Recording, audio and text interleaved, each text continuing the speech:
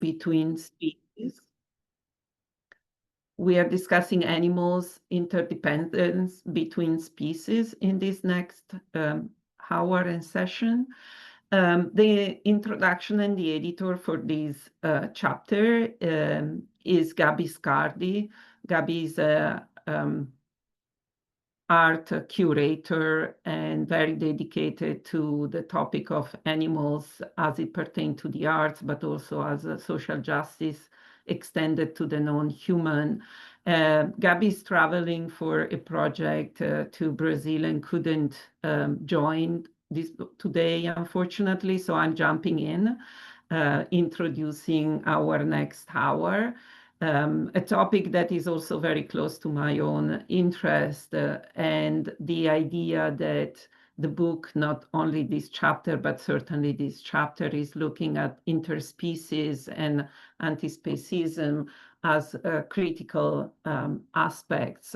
As it has been written in many much literature these days, this idea and interest and necessity possibly to think of our world as a post-human centric world. And that means many things. There are very seminal works, Donna Haraway being possibly one of the first. She will also get a Golden Lion honoris this May in Venice at the Biennale by a group of architects. So to see that really this work goes beyond disciplines, and it's very important and touching to us. The time we discussed this was the time of COVID, and we brought a lot of speakers, and some of you also asked if we are recording. Yes, we are, and on our YouTube channel you can find also the recordings of that time where we spoke about coexistence and animals. But today, starting from some of those conversations, we had advanced to define this project, this chapter, sorry, by having a few essays. And the first one is written by Sezai Ozan Zeybek. Sezai is a human geographer, and he's now based in Berlin, but he's of Turkish origins. And his books have been taking on issues related to animals, and both in a playful way in some of them and in a very much more serious historical framework. And he's actually coming up now with a new book, and there is no better person than him to actually talk more about this topic in a minute. And the second person that will be talking today is Cristina Movalli, and Cristina is a biologist with a very important national park in the Italian Alps, where her work is to seriously think of how to work on conservation, but also to do so through environmental educations of the visitors and the residents of the area. Conservation strategies are today so fundamental, and even more so in a place that is really pressing for resources extraction. But it's not only something that depends on the other, but it depends on each of us. And I think the role of national parks in bringing us closer to the understanding of ecology and how we are all interrelated is really fascinating. So I will let Cristina, after Ozan, expand on these. And the last part of today will be opening up to the fellows, the voices of the many fellows that join the conversation on animals. And we'll return to that as the third part of these conversations. So I'm going to quickly stop sharing my screen and letting Ozan taking over for his talk. Thank you very much. And I hope everything is okay. You can hear me and no technical problems. And this is a huge project that what you did as NAHR together, compiling this book, bringing in so many people, so many voices, so many illustrators, writers. Thank you for this invitation to begin with. So I'm opening my this, I guess, is visible now. Yes.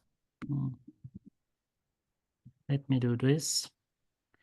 So while writing the chapter for the book, I had one simple question in mind. And that was, what does justice look like for beings that are usually left outside of our categories, designed essentially for humans? What if an ontological asymmetry is assumed from the very outset? And let me clarify what I mean by this. We use certain frames that create some sort of equivalence, a degree of equality among humans, frames like human rights, citizenship rights, or labor rights. Sure, these frameworks often fall short, yet institutions like religion, ethics, and the law still aim to keep things in balance. You can't enslave a person or dehumanize her. We call every human a dignified being and try to treat them as such. So what about when we don't start with this premise? When the subject shifts to animals, we cross a border and enter a different moral terrain, a different set of rules, or violent one. A small parenthesis here. It's worth remembering that these frames of equivalence in their modern versions are relatively recent inventions. The legacy of states, empires, and colonial rule were built on structures that naturalized inequality.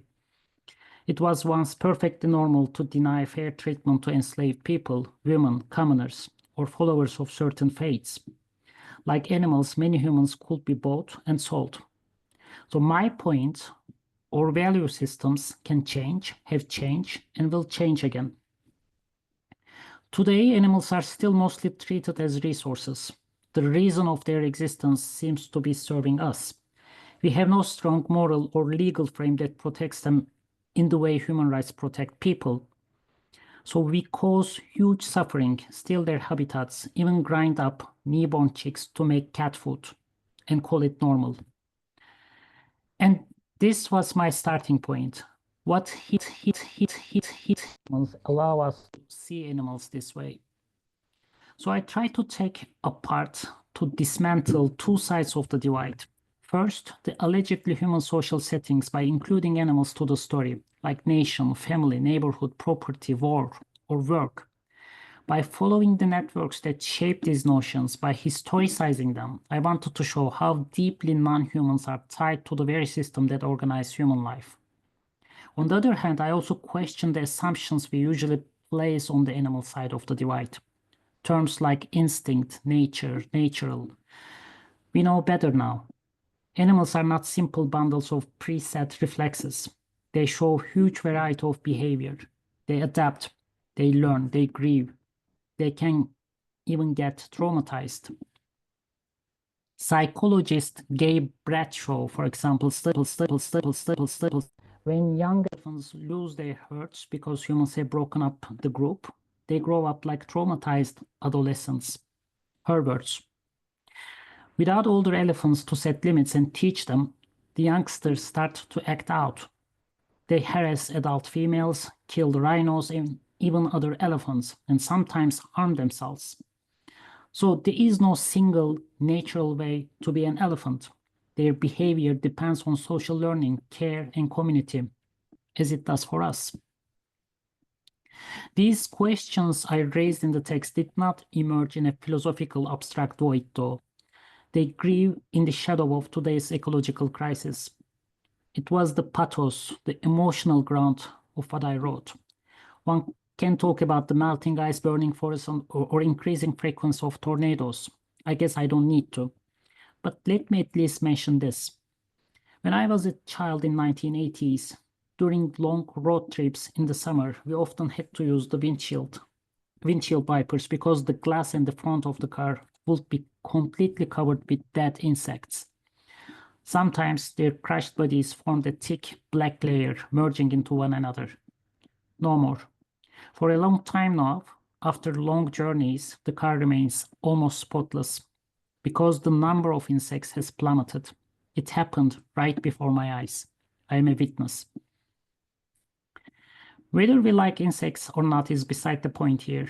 We are talking about the disappearance of creatures at the very heart of the food chain. I fear the cascading effects. In Germany, for instance, the country where I live, birds that primarily feed on insects are dying in large numbers. It is estimated that since 2000s, 15% of the wild avian population, millions of pairs, has vanished. I bring up insects on purpose. When we talk about animal rights, our attention usually goes to charismatic or familiar creatures, whales, dolphins, wolves, chickens. They are clearly sentient, we can see their faces and we feel a connection. Most legal protections follow the same path. They start by carving out a clear legal subject, an individual animal, or at best a single species, and then grant rights to that subject. Everything outside that narrow circle, like insects, remain almost invisible. But many life forms do not fit that tidy box of the individual. Etymologically, the notion of individual derives from undivided, which is separated from all other objects or living beings and constitute a unity in itself. Let's think about this for a moment. Who is an individual? I mentioned the difficulty of speaking about the rights of swarm animals. Plants pose a better example. Now we know that when the roots of some trees, such as Douglas firs, run into each other, they fuse. Two trees join their systems and become one. As the renowned forest ecologist Suzanne Simard puts it, it's impossible to say clearly when a plant is born and dies. Networked together underground by thousands of miles of living fungi, they feed and heal each other, keep their young and sick alive, pool their resources. There are no individuals, not really. A tree is a day. Okay, but what about humans? Are we not individuals? Well, maybe not. In my body, there are more than human DNA, than my human DNA. A considerable portion of my dry weight is made up of non-human beings. My digestion, my immune system depend on other beings. I am a complex organism kept alive by a multitude. I also exist outside of my body. I extend to other entities. Some of my memory sits in my phone, in my laptop, or in the minds of other people. Hence, I ended my chapter in the book with the following sentence: I exist in us, and you in me. All lives spill into one another. Let me finish with where all this has led me. The journey that began with this essay I wrote for NAHR has grown into a full book, as Ilaria mentioned. Animals, Justice, and the Politics of Violence is the title. I sent the finished manuscript to Palgrave last month. The first objective was to retell a number of the selected episodes of the recent history of Turkey by including animals in the story. The ethnic conflicts with cows and sheep, the foundation years of the Republic with goats and forests, and the transformation of the metropolitan centers with dogs. Inspired by feminist and post-colonial thinkers, I did not want to just add animals to the usual historical story. I wanted to ask how the story itself changes once animals move from the margins to the center. This meant looking at different forms of justice and violence. And how would a fair world for non-humans look like? A different economy, less consumption, and a vision of a post-growth society. And the NAHR piece was somehow the beginning of this journey. I started with thinking about different types of violence other creatures face inside our systems of representation. I questioned the very idea of the single, bounded individual and talk about assemblages and the distributed selves. I must also add this: the chapter also has wonderful illustrations, a cooperative work between many people. I hope you will read the work with interest and, above all, keep the conversation going about how we share this planet with lives beyond our own. Thank you for listening. Thank you, Ozan. We are looking forward to the new book, of course, and we are going to continue the conversation or picking up the conversation, and you're stimulated by you also after Cristina, because let's do the 2 talks and then come back to you and to everyone else. But thank you for the stimulations to this new chapter of thinking. Cristina, would you like to share your screen?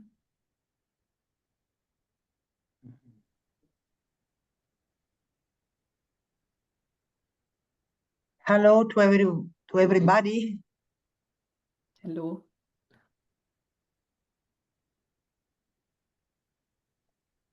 Do you see my screen, my monitor? We do. Do you want to put it as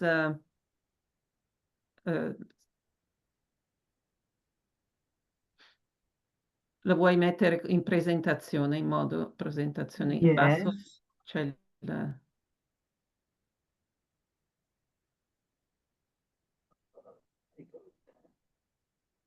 Altrimenti lascialo così, va bene.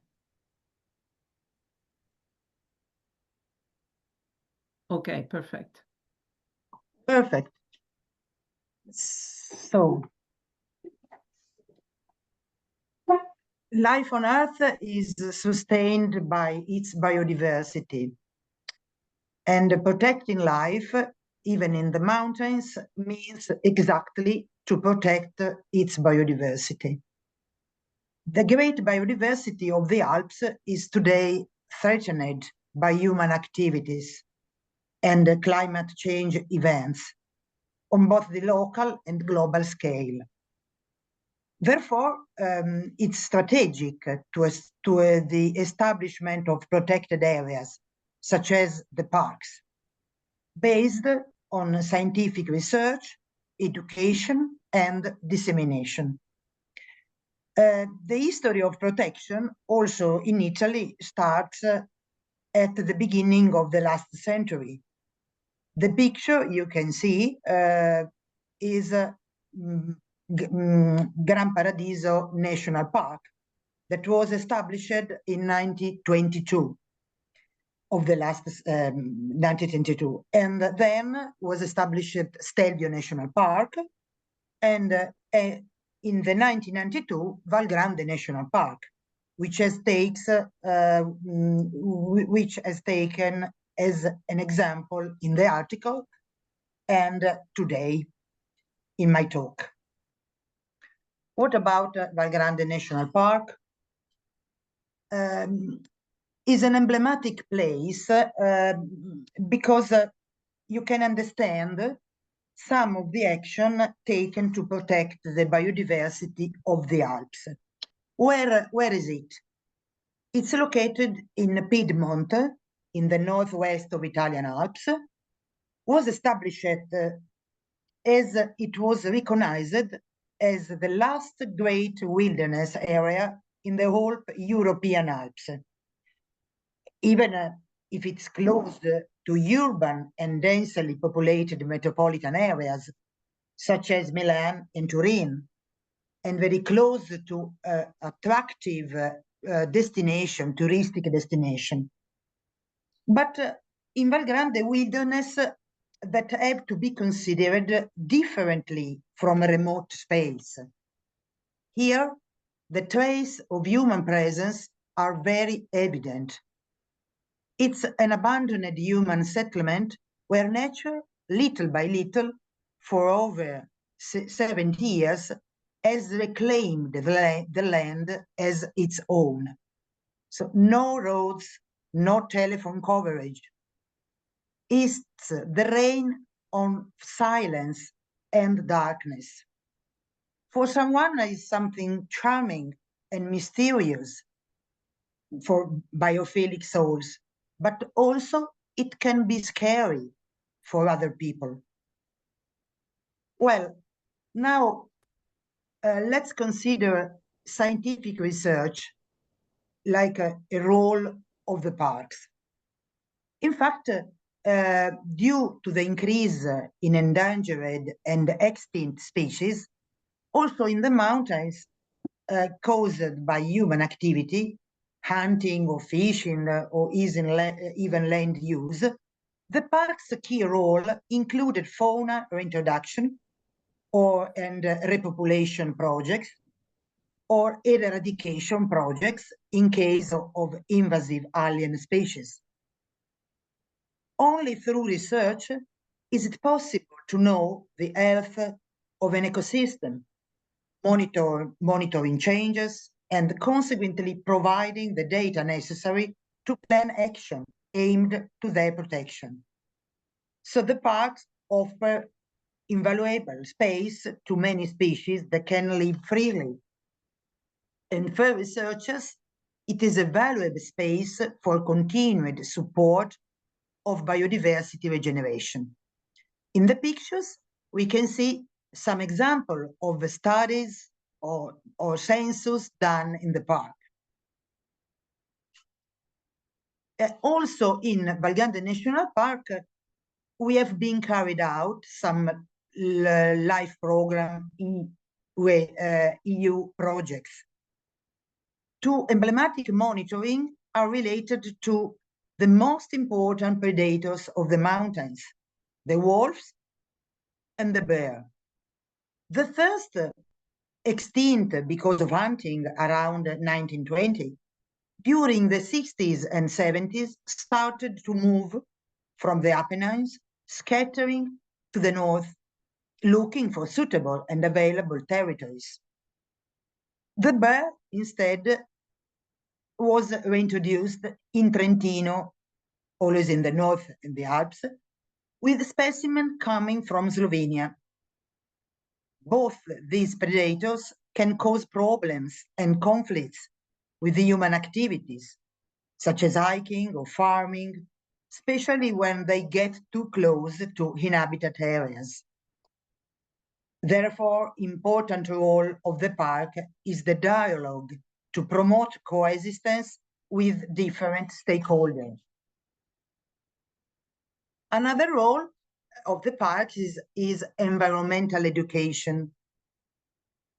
And also Val Grande National Park, that is not a bucolic postcard-like view, because it's mostly severe, sublime, without a permanent human presence, like I said before. In a word, it's just nature. So the best place to encounter wild animal. But the reflection is, what is the best approach to observe it? We can choose between a passive, contemplative, and discreet predisposition, or more direct behavior to look for a close relationship with the animal. In the natural environment, we are not in a zoo.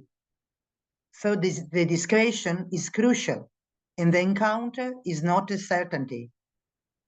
We have to visiting a park, reminding the viewpoint of the others, non-human. So education is the first step to understanding the other, even when different, cute or dangerous, still needs respect.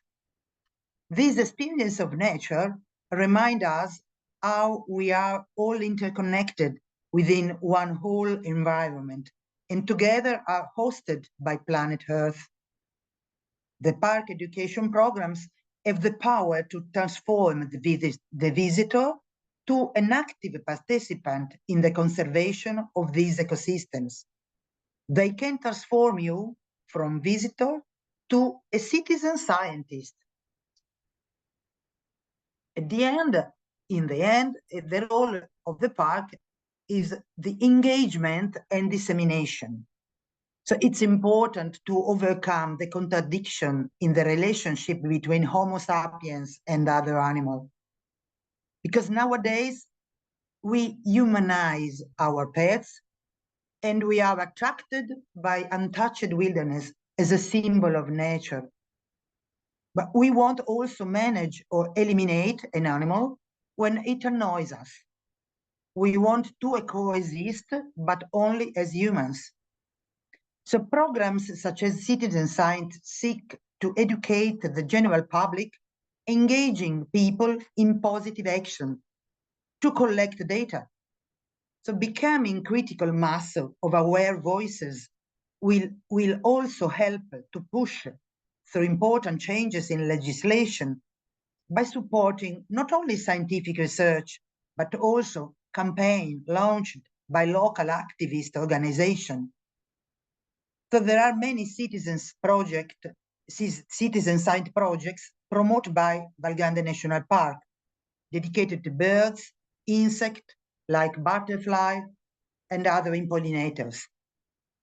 In conclusion, the parks like Val Grande seek to satisfy the needs of nature whilst offering these positive experiences, an opportunity to live authentically, embracing adventurous, learning from the past, to understand the reality of the present, and reflect on the future that is our future. I thanks for your attention, for listening, and I profit to thanks also the authors of the photos and the illustration in my article. Thank you.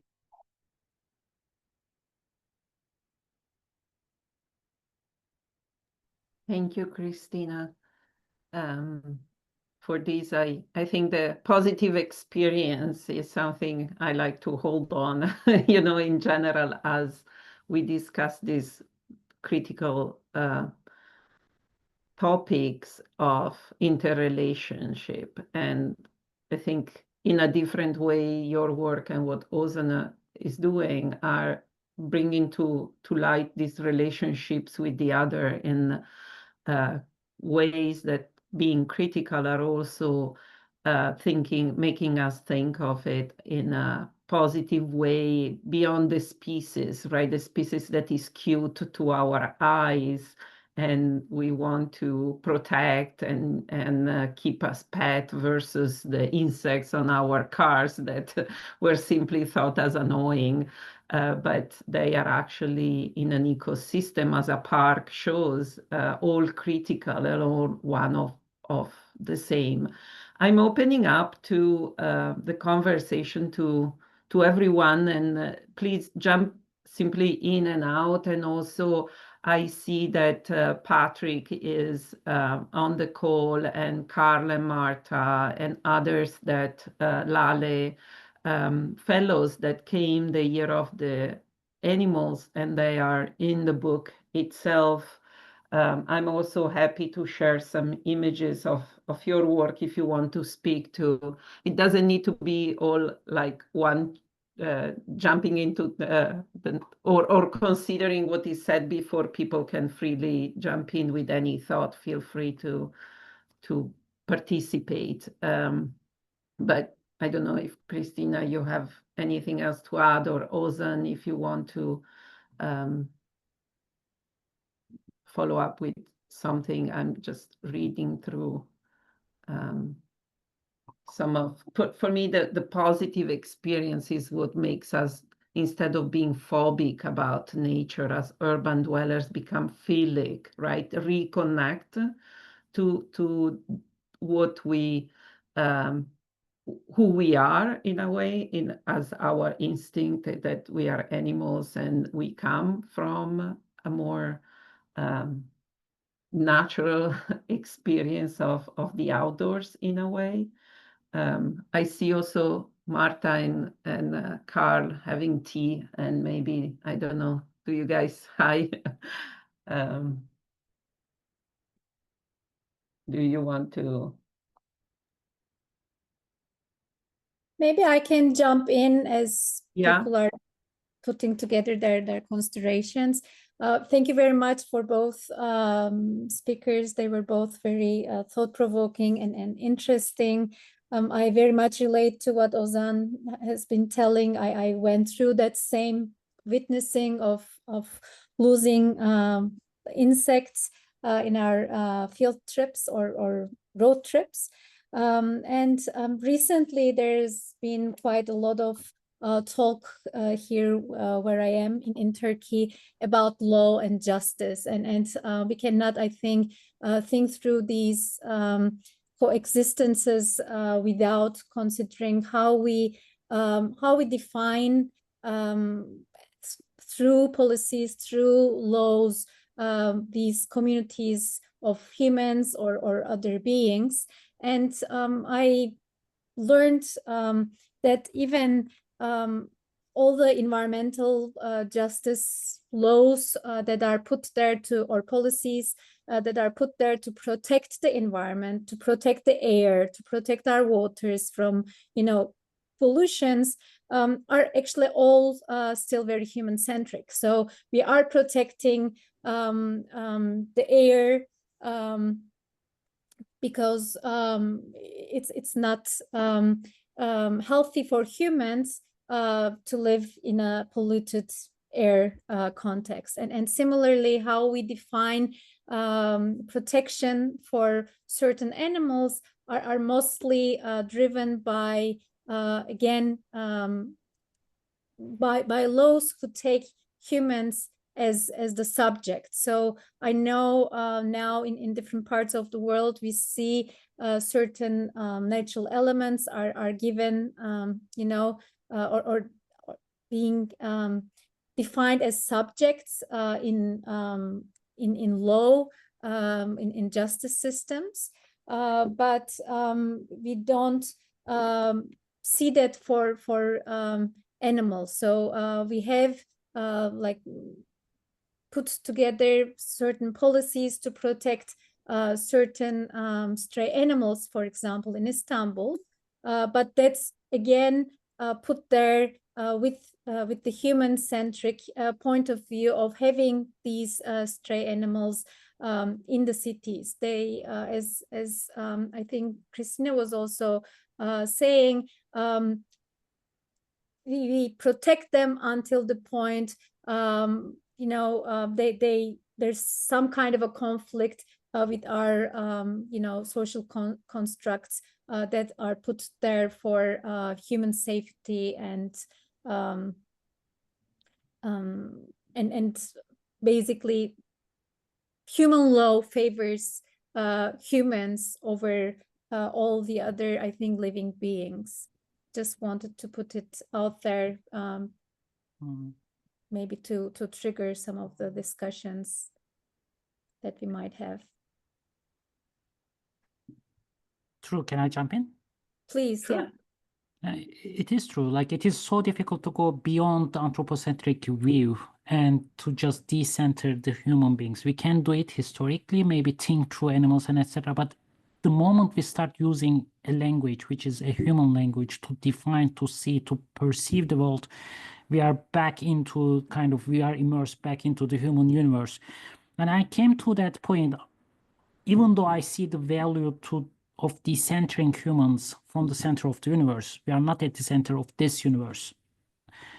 But there is a certain degree of anthropocentrism that we can't really get rid of. I mean, for various reasons, because that is the subjective view that we have to embrace somehow. We see the world as from our standpoint. So how can we use that strategically? That would be my political question. So transgressing, I can't really see that, but how could we use that strategically? And one of the arguments that I'm trying to develop perhaps is like, we need to go beyond the representational field and think about the political ecology or production system, the degrowth economics. How can we really create a different type of economies that would leave habitats to other beings to thrive? Like, how can we emancipate them, free them? How can we create free spaces? That would be my question. Again, doing that through the political language of humans, but with a purpose that embraces not only humans. That is, I kind of find the middle ground of what you said. Yeah, yes, it's interesting, and I think some of the work of the fellows attempt that through the lens of the humans to get to this understanding that our subjectivity cannot be taken away, but we can also turn the camera, and I mean it quite literally. I'm going to share an image of Patrick, and with his work, I think he's talking to some of what Ozan, you are mentioning in certain ways. I don't know, Patrick, if you, I know that he's in India with very limited connection, but he's with us. I'm showing Mose, Patrick. I don't know if you can see it, and if you can unmute and wants to speak about your work on this relational exploration of the other. Hi, yeah, thank you, Ilaria. You can hear me? Yes, it works great. Okay, yeah, thank you for inviting me, and yeah, I can see the image. I just before I talk about this, I just want to address some of the questions that were spoken of before, specifically by Ashley, because I think it's very interesting how it fits with the research I've been doing in the past months, as it relates to coexistence in urban spaces. She spoke about Istanbul. I haven't been to Istanbul, sadly, so I cannot talk about that. But I've been doing research in a few parts in the United States and Japan, and now I'm starting this phase in India. And some of the I don't know, maybe lessons or early lessons that I think I've extracted is that sometimes it's maybe good and desirable for both, let's say, for the other animals and for us to come into close contact, or it is inevitable in a way. And what I've seen also is that sometimes they simply need their own space inside our human-made cities, let's say, our human-centric cities. So I've been thinking a lot about how, for example, as a former architect, let's say, because I don't practice anymore, I always used to think, parks should be accessible for all, open to all, and now I think maybe parks should be partly closed, and one of the reasons is just to give other animals a safe space to thrive and to do their own thing, safe from us, safe from everything that comes with living close to us. And that's that's also something I observed in last year in China with the birds specifically. They don't want to come into contact with humans. So each place has its own history, but I think the animals have certain kind of memory. Yeah, it's difficult because to speak about this because I wasn't really prepared, and I cannot show you this new work, but just wanted to connect it a little bit to the Istanbul thing, because yeah, there's a big conversation in legal political terms to be had as what living in these urban environments together with other species means. And as for the image, I don't know, Ilaria, if you have a specific question in mind that you would like to ask. When Ozan was talking about we cannot be not humans because we are humans. I mean, it's difficult not to be ourselves. Our subjectivity comes to play, but you as photographer are looking at the individuality, or in this project that you did at NAHR in specific, you look at the individuality of, or portraying the individuality of other animals through a very traditional mean, which is the portrait, right? Each of us has a portrait of our own human face, Yes. but we don't see as many portraits of a cow or of a goat. I don't know. I thought that would be an interesting take on that. Yeah, no, you're right. In a way, it was trying to appropriate this very human, also centric tool that is very much used to explore our human psychology, nature, personality, culture, etc., and explore the other animal, let's say, person, because I think it's important what words we use. So yeah, for anyone who may not have seen this series before, this is about the exploration and the examination of the personality and individuality of one individual. In this case, M, the cow, and Mose, the goat, who live in Valtaleju. And it's interesting because many people, when I've shown this project, many people think or ask if they are the same cow.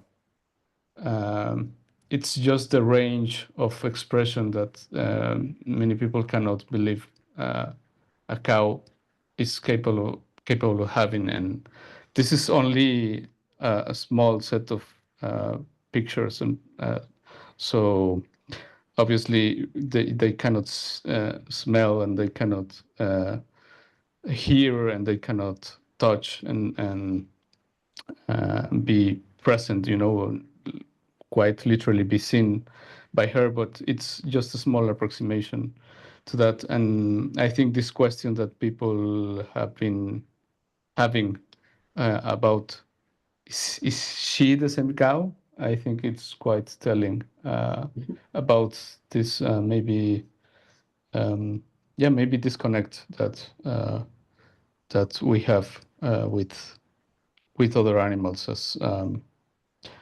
as their own complex being. Yeah. Thank you, Patrick. And we are looking forward to seeing the new work that you will be doing in India. And I'm connecting what you are saying, or the fact that cows, for the ones of you that have come to Valtalejo, cows are really animals that are around quite a bit, also because of the talejo, and we will talk as the cheese. But someone else that came to NAHR, Lale, who is also, I think, on the call now, worked on with the animals that encounter while in the valley in a parallel way to what Patrick has been doing. And Lale, if you like to comment on your work that is included in the book on restoring balance between species, we are happy to. Thank you so much. Hello, everyone. Thank you, NAHR. Thank you, Ilaria. This is so wonderful that you've really gathered everyone from across the globe into one location. I appreciate it very much. I'm Lale. I'm a visual artist. I'm based in Chicago. I was born and raised in Iran, northwest of Iran. For this particular project, I worked with two set of cows. One were the dairy cows in a small dairy farm, and then another set of performance works were with cows out in the pasture, basically meat cows. The core concept of my work is to create direct and intimate connection with the non-human. At the time I was working with farm animals, I'm very much focused on plants now, house plants and weeds. But for this project, I spent the month at Valtaleggio, and I observed the cows. I took hikes every evening at about the same time, between 5:36 to 7:38 p.m. And I spent time with these cows for 4 weeks, and I got to know them. They got to know me. We understood each other's presence, and we created this bond and trust basically in between the two species. For the image that you see is one of the performance pieces titled Love in Cheese. Cheese was very everywhere in Valtaleggio. It was a big part of the economy of that location. But at the same time, that economy comes from these animals, these cows. I spent about half an hour with this newborn calf, and she was very much into she's just like, we became friends, and we became very intimate. She was sucking my hand for about 20 minutes, and somehow she trusted me. And if you notice, I'm wearing all white outfit. I'm wearing a head scarf, and for me, a lot of time, these oppressions that are imposed upon non-humans relates to the oppression that I grew up with in Iran, in Tabriz. I grew up in a very patriarchal society. Religion, Islam, was always imposed upon us, and it was all these confinements that we had to sort of deal with all the time. So there was a lot of relationship between my own biography and the way the animals are treated. Thank you, Lale. Thank you all. I think the building of these relationships over time has many takes, and for the artists, as you have seen, are different experiences that the book proposes in a very condensed. It's very difficult from a beautiful image, but still an image, understanding an entire project. So we, in a way, with the book, you don't give full attention or full justice to the depth of the project done by the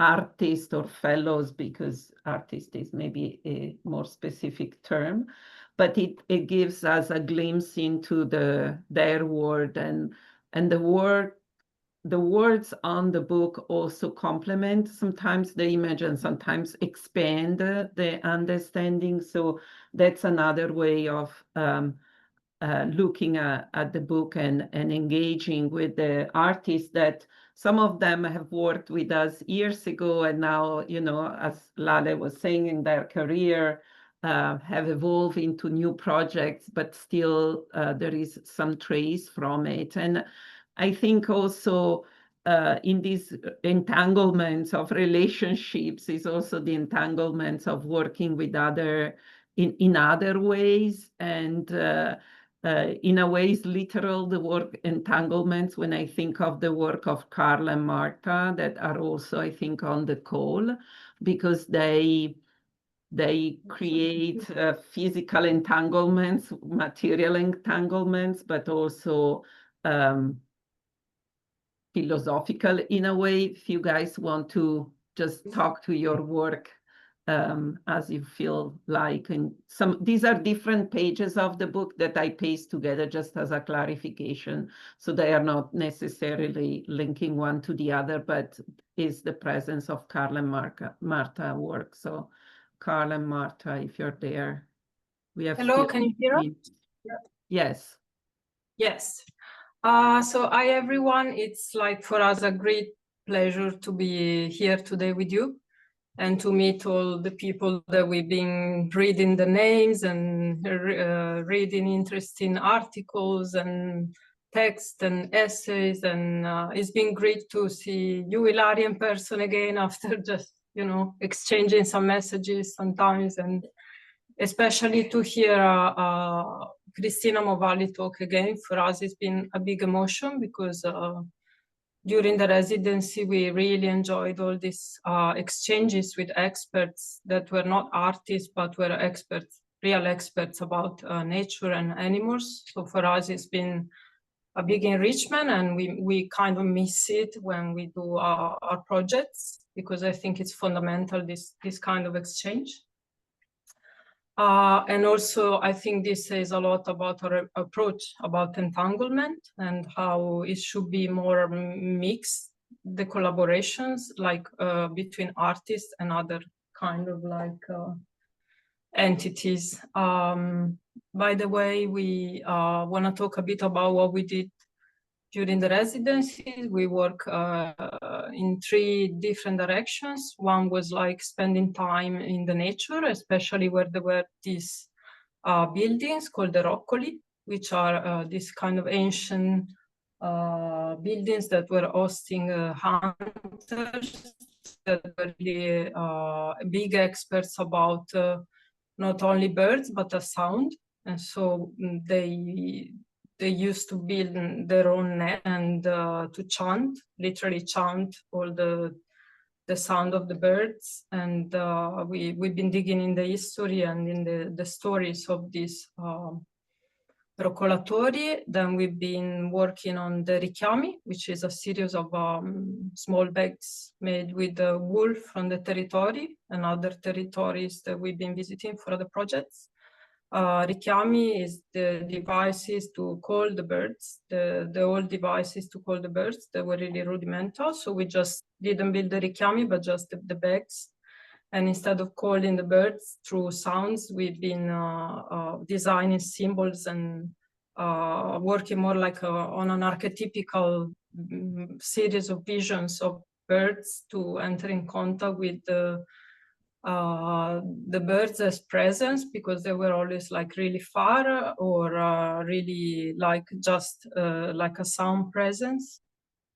And it's been like an homage for us to this presence, because we really enjoyed it. In the Sottochiesa, from early morning, the sound of the birds has been a big company and inspiration. And we've been also recording them. And then we've been working on a net, work on nets, a research about the old nets and the way the nets in Valtalegge were designed to be invisible. And we also kind of woven a net that was designed to block the vision and to attune to the environment. And we've been using this net, this head net, to be a presence in these sites where the roccoli were, and to tune with the nature and what was around. And it's been really like special and magic. And we kind of also shoot a video, maybe we share the link, but the video doesn't really express at best what we experience, because it's been kind of like really more, but it's kind of like, maybe Carl wants to say something also. Yeah, well, to leave off where Marta mentioned the video, in fact, it's been one of our really interesting experiments. We did a few different audio-visual works that sat alongside the works that were woven or more materially driven. So that video we made just as a kind of one-off moment where we're almost not, it catches a performance in some ways, but it was a very improvised performance, but there was no humans present.